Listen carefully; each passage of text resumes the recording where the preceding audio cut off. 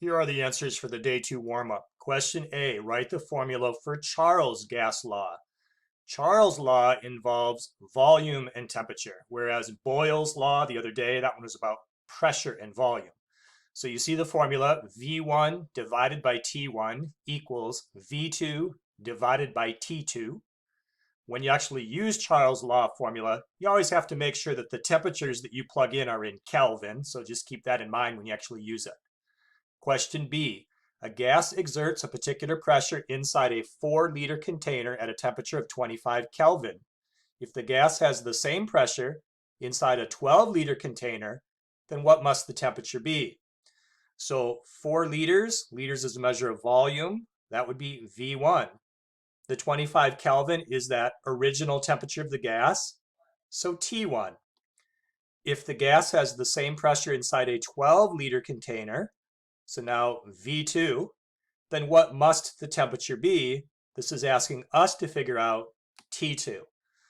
So you use Charles' gas law, plug in the 4 and the 25 and the 12.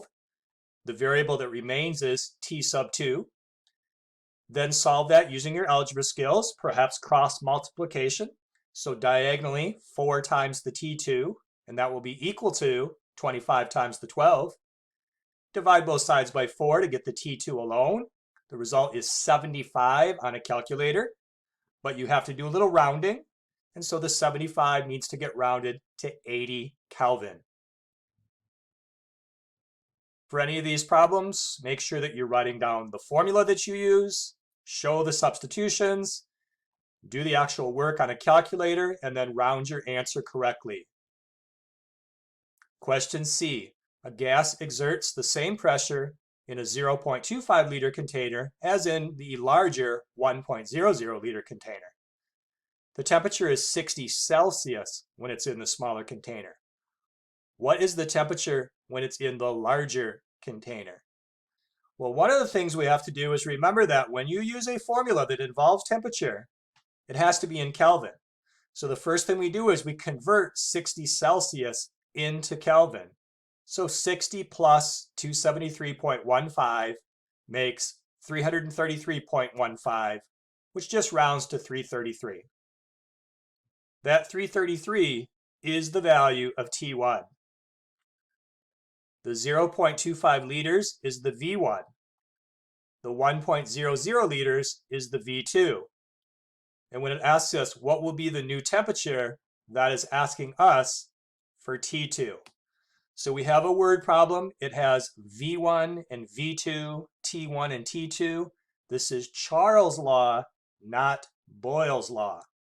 Make the substitutions and then use your algebra skills to solve the proportion. Again, cross multiplication might be the best way to do it.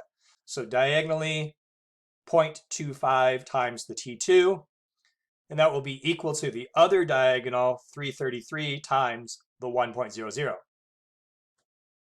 Divide both sides by the 0.25 to get the T2 alone. The result on the calculator is 1,332. But you have to do some rounding because that has too many significant figures. And so we round it off to 1,300 Kelvin. Because the story problem gives the temperature in Celsius, we certainly could decide to give our answer in Celsius as well. So if you want to take the 1,300 Kelvin and then convert it into an equivalent Celsius temperature, you could do that.